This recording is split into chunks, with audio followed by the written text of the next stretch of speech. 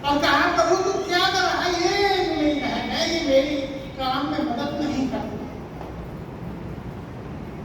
मैं थक जाती हूँ, मैं इतनी सेवा करती हूँ, लेकिन मेरी बहन है कि बिल्कुल मेरी मदद नहीं करती और एक काम के पास आके कर जाती है, मेरी भी मदद नहीं करती। बहुत वहां का बयान है, लेकिन उस बयान को मैं आज नहीं बता रहा, जब उसको पहले बता चुके, लेकिन स्वभाव की बात नहीं पता, जो हमारी आदत में है, जो गुण हमारे बनते हैं, वही कहता है हमारे भविष्य को निर्धारित करता है। वो गुण आप में हैं, लेकिन वो किसी न किसी तरीके से द्रवित हुए। गुणों के बारे में हम भविष्य यहाँ वरदान भी कह सकते हैं। हम इसे बहुत लोग इतने चुने हैं, बहुत ज्ञानी पराक्रमी भी, लेकिन संसार के दौर में जो यहाँ बात लिखी गई है वो उसमें फंस गए। वो कहता है इस संसार के सदस्य न बनो, पर तुम्हारे मन के नए हो जाने से तुम्हारा चाल चलन भी बदल जाता है। या तो हम परमेश्वर की सेवा करें जो मरियम ने चाहिए, या संसार की चीजों में हम अपने आप को डाल दें, जिससे माथा चिंताओं में फंस जाती है, वर्क भी करती है और उत्साह भी दिखाती है, विश्वास को भी प्रदर्शित करती है, अपने प्रेम को भी प्रदर्शित करती है, लेकिन चिंता से मुक्त नहीं है।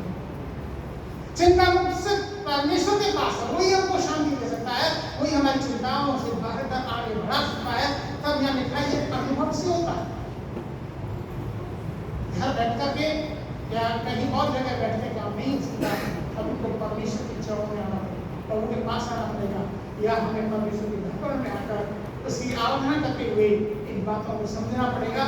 तीन बातें, धनी और भावती और सिद्ध, जिसके अंदर परमेश्वर की इच्छा जुड़ी हुई, और परमेश्वर की इच्छा को यदि हम अपने जीवन में पहचान लेते हैं, इसी से हमारी पहचान बढ़ती है और परमेश्वर हमारी सहायता करते हैं, आगे बढ़ाते हैं।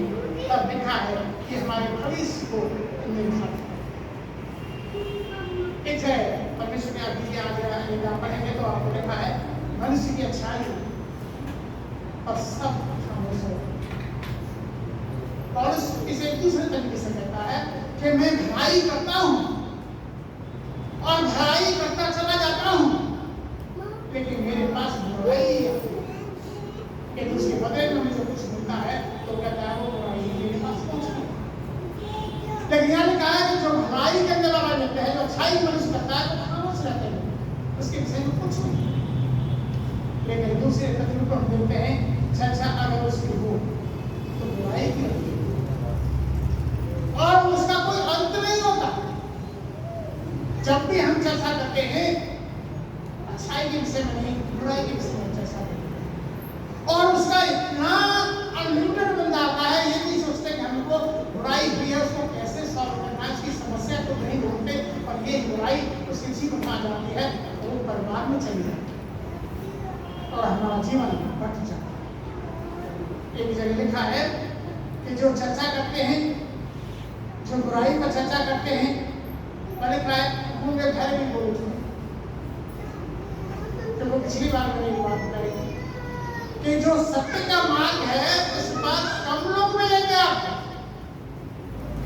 तो बुराई के मार्ग का आपको भीड़ में जाए।